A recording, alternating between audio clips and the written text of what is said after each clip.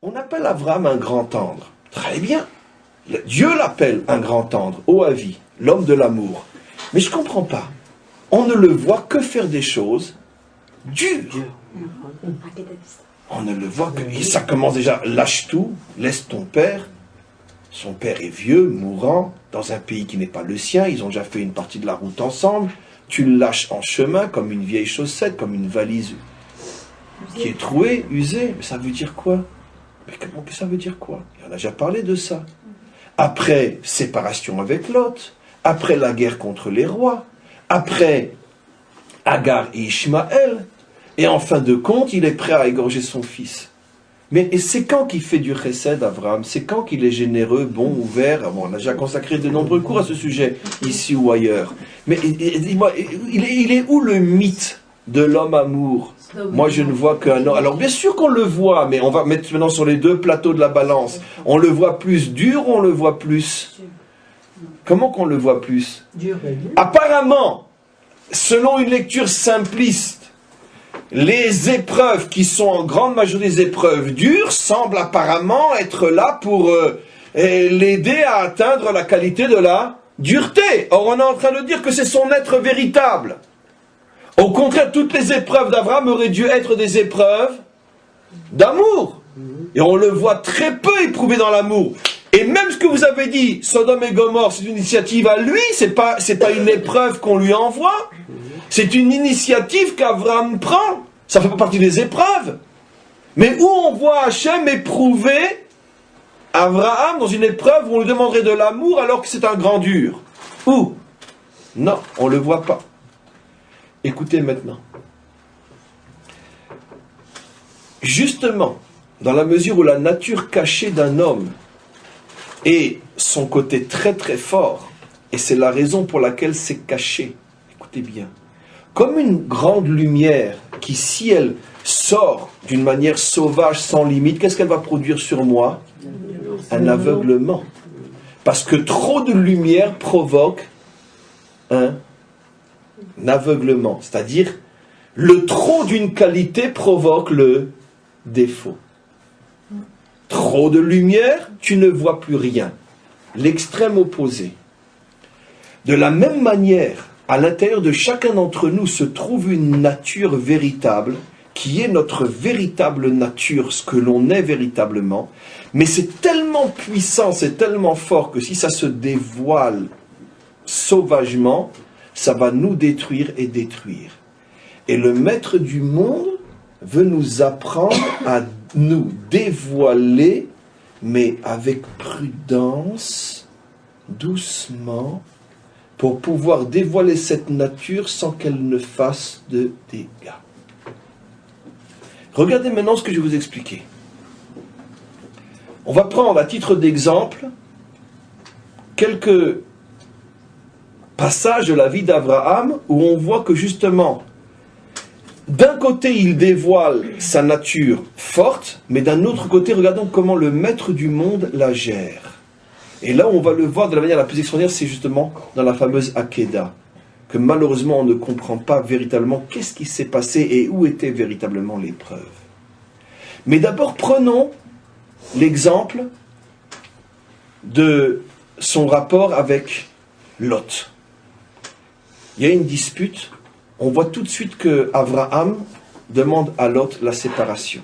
On ne voit pas que c'est Hachem qui le demande, on ne voit pas que c'est Lot qui le demande. Regardez les versets, c'est Abraham qui prend l'initiative de la séparation. C'est quoi qui se dévoile? La dureté. Ça ne va pas, il n'y a pas de discussion, séparons-nous. C'est pas tellement abrahamique comme attitude. Mais en même temps, qu'est-ce que dit Abraham tout de suite? Mais si tu es dans la moindre difficulté, tu peux m'appeler. Appeler, ça veut dire quoi appeler? C'est-à-dire jusqu'au point de faire pour toi un acte de chesed, d'amour complètement irrationnel qui dépasse l'entendement et qui frise même ce qui n'est pas permis. 4 rois viennent de conquérir tout le Proche-Orient, viennent de détruire Sodome et Gomorre. D'après notre tradition, ils ont à leur tête pas moins que le grand Nimrod. Ils capturent Lot. C'est victoire sur victoire. Abraham, en tant que Lot a été pris prisonnier, il part pour le sauver avec combien de soldats? 318. 318 contre 4 rois et leurs armées, ben c'est tout ce dont il dispose. Alors si tu n'as que 318 soldats, pourquoi tu pars? Mais tu pars à la boucherie. Tu vas te faire déchiqueter. Abraham ne fait pas ce calcul-là. J'ai promis, j'y vais. Mais qu'est-ce que tu fais avec l'ordonnance de faire attention à ta vie, piquoir, nefesh, etc. En plus, pour aller sauver qui? Quelqu'un qui à tes yeux est un voyou, puisque tu ne voulais même pas négocier avec lui. Regardez. Dommage, on a encore un petit peu de temps, mais il y a tellement encore de notions. Il y a dans le Talmud, je vais rapporter une histoire qui va répondre aux deux choses en même temps. Cette question que j'ai laissée en plan et l'histoire du Talmud que je vais rapporter. L'histoire du Talmud qui dit la chose suivante. Vous savez qu'il y a une mitzvah, je reste très terre à terre, on ne peut pas tout expliquer en profondeur, que si tu vois ton ami en difficulté, son âne est en train de crouler sous le poids, tu dois l'aider à décharger l'âne. Pourquoi? Parce que d'abord il faut aider ton prochain, en plus l'âne est en train de souffrir, etc. De la même manière, si tu te promènes et que tu vois tout d'un coup quelqu'un qui veut charger son âne, et qu'il a du mal, ça le fatigue, il est âgé, peu importe, vas-y, aide-le à charger l'âne. La question se pose, si tu vois les deux en même temps, je reste très terre à terre, qu'est-ce que tu fais? Tu ne peux maintenant aider qu'une personne. Tu aides celui à charger ou celui à décharger? Mais évidemment, tu aides celui à décharger, parce que dans la décharge, il y a aussi la souffrance de l'animal. Donc tu vas d'abord décharger. Nos maîtres se posent la question. Et si les deux que tu vois, il y en a un qui est ton ennemi et l'autre qui est ton ami. Ton ennemi doit charger et ton ami doit décharger. Lequel tu aides en premier? Si moi je dois répondre à lui, je dis, ne vous fatiguez pas. Même s'il est tout seul, de toute façon, je lui crache dessus, je rigole et je ne l'aide pas. La halakha est que tu vas d'abord aider à charger l'âne de l'ennemi avant de décharger l'âne de l'ami. C'est pas par rapport à l'âne. C'est compliqué, bien sûr. Alors pourquoi? En plus, c'est mon ennemi. En plus, l'âne de mon ami souffre. En plus, c'est mon ami. Regardez l'explication. Avant d'aller plus loin, nos maîtres posent la question. D'abord, ça veut dire quoi l'âne de ton ennemi? Depuis quand la Torah, elle permet d'avoir des ennemis? Le monde nous donne des ennemis. Pas la Torah, elle ne peut pas parler le langage de la faute. Le Talmud répond, tu sais qui c'est l'ennemi en question ici? C'est quelqu'un que tu as vu de tes propres yeux fauter, une faute grave, on parle d'une faute d'adultère par exemple, tu l'as vu de tes propres yeux, mais comme tu l'as vu seul, il n'y a pas deux témoins, pas seulement tu ne peux pas témoigner, mais tu n'as pas le droit de témoigner, ça s'appelle de la médisance, si tu vas témoigner, c'est fort, c'est un sujet en soi, tu l'as vu de tes propres yeux, aller avec la femme d'un autre, tu n'as pas le droit de le dire, parce que la Torah dit deux témoins ou rien, tu le gardes pour toi.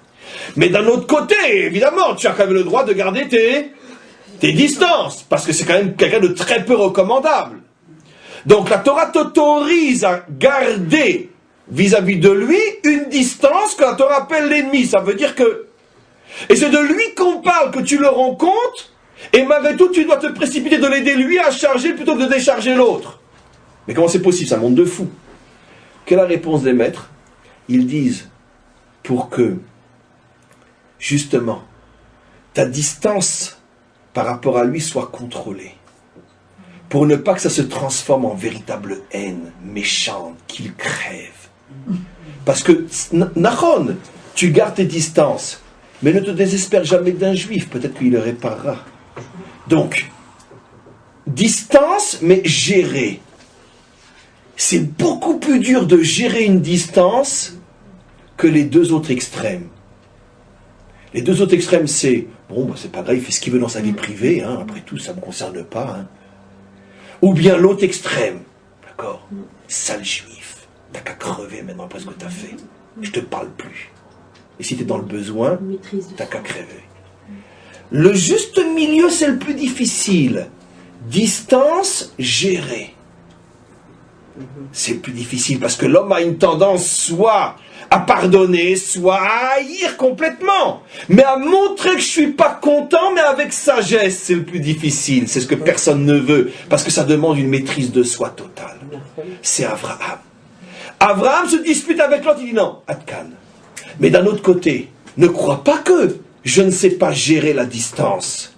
Si tu es dans le besoin, je vais tellement me rapprocher de toi pour te sauver que je vais en arriver à risquer ma vie d'une manière irrationnelle. 318 soldats contre 4 armées pour sauver celui avec lequel de toute façon je n'aurai plus jamais de proximité. Après l'avoir sauvé, vous le revoyez après à côté d'Abraham? Non, il n'est pas à côté d'Abraham. Il reste distant. Distance contrôlée. La capacité de mesurer sa dureté, c'est du génie. Il n'y a rien de plus dur. Rien n'est plus dur que de mesurer l'amour. Rien n'est plus dur que de mesurer la rigueur. Et rien n'est plus facile que d'aimer jusqu'à en crever ou de haïr jusqu'à en crever. Rien n'est plus dur que de gérer justement le cœur. Bien sûr. Dans tout, c'est comme ça. Regardez maintenant l'autre exemple où on voit ça à merveille encore plus. La Hakeda, le sacrifice d'Yitzhak. Comme j'ai expliqué dans de nombreux cours, le véritable sacrifice, la véritable épreuve plutôt, c'est pas qu'il était capable et qu'il était prêt à tuer, c'est qu'il a été capable, quand finalement Hachem me dit « je veux pas », de se retenir. Quand vous prenez, mais là, il y a des cours que j'ai consacrés à ça, si vous cherchez sur le site, sur Parshat Lech Lecha, etc., ou Vayira, ou sur la Hakeda, mais ce que je vais expliquer dans le résumé des quelques minutes qui nous restent, 1 ou 2 minutes, quand on lit bien tout ce passage, et qu'on a la possibilité de recevoir les bons enseignements, les bonnes clés de lecture, on s'aperçoit que nos maîtres mettent en évidence que la véritable épreuve n'était pas au début, mais à la fin. Une fois que c'était préparé psychologiquement à montrer à Hachem que tout son service pendant des décennies n'était pas pour la récompense de l'enfant et qu'il était complètement désintéressé et que la relation entre lui et Dieu se situe au-dessus de toute promesse, de toute récompense et qu'il est prêt à le montrer à Hachem et que je me dis finalement non, garde-le cet enfant-là. Mais je voulais te le montrer, je voulais. Nos maîtres disent ça a été une épreuve plus dure de ne pas le tuer que d'être prêt à le tuer. Parce que c'est pareil. Amour contrôlé. Tu m'aimes, mais contrôle l'amour. J'aime pas les fanatiques. J'aime pas. J'aime pas. Il voulait. Hachem ne l'a même pas laissé. J'aime pas les fanatiques. Les fanatiques, c'est quoi? C'est ceux qui aiment démesurément. C'est des malades mentaux. Ils sont dangereux, ceux-là. Bien sûr. Parce que rien n'est plus dangereux qu'une qualité poussée à l'extrême. Il ne faut jamais aimer jusqu'au bout. Il ne faut jamais haïr jusqu'au bout. Il ne faut jamais, dans aucune qualité, aller jusqu'au bout. Parce que quand c'est jusqu'au bout, tu deviens prisonnier de la qualité et tu deviens un fada et un fano. Voilà. L'esclave de la qualité. Donc toute l'éducation d'Hachem vis-à-vis de ceux qui veulent être éduqués, c'est leur apprendre à gérer. C'est la raison pour laquelle toutes les épreuves d'Abraham sont des épreuves de rigueur. On a posé la question, mais il n'en a pas besoin. Il sait être rigoureux. Non! Hachem lui apprend à gérer la rigueur. Yitzhak, c'est le contraire. La grande épreuve de sa vie, lui, c'est quoi? L'amour. Pour qui? Pour les enfants. Pour Esav. C'est la grande épreuve de sa vie. Alors que dans son fond, pas dans son fond intérieur, non. Dans son nature extérieure, qu'est-ce qu'il aurait envie de faire quand il voit Esav? Mais le foutre dehors. Ça c'est... Je comprends pas. Toi le grand dur, pourquoi tu fonds devant ton fils? Pourquoi tu fonds devant Esav? Parce que devant Esav, c'est le Yitzhak qui va chercher au plus profond de sa véritable nature. Sa véritable nature, c'est dur ou tendre? Tendre. Mais pour lui, ça représente un effort suprême d'aller chercher de l'amour face à un Esav. Et le danger est que quoi? Que puisqu'il va chercher au plus profond de lui-même, cette nature qui est comme un tsunami tellement c'est fort, ça risque de devenir du n'importe quoi. Qu'est-ce que va lui apprendre Hachem, surtout en se servant de Rivka? Gère ton amour. Gère. Et finalement, c'est pas lui qui va recevoir les bénédictions, c'est Jacob. Gère. Hachem apprend à l'homme à gérer sa vraie nature. Par ruse, etc. Il semblerait que frontalement, ça n'aurait pas marché. Tellement c'était pas évident. De là, qu'est-ce qu'on comprend? On comprend de là que finalement, la perfection passe par deux étapes fondamentales dans l'existence. La première étape de la perfection, c'est d'accepter de se connecter à une partie de soi qui est complètement cachée. Et cette connexion n'est possible que dans la relation à autrui. Ce n'est que dans la relation à autrui, et plus le autrui est proche de moi, plus il est un miroir de moi-même, et plus cette connexion avec cette autre partie de moi va pouvoir se réaliser. Ça, c'est la première partie du travail d'un homme. La deuxième partie du travail d'un homme, c'est qu'une fois que je prends connaissance de cette dimension cachée en moi, alors ne pas me laisser prendre d'assaut par cette dimension et apprendre à la gérer. Ce qui est finalement que si je devais résumer, qu'est-ce que c'est la vie d'un homme? C'est apprendre à gérer les forces qui sont cachées au plus profond de lui-même.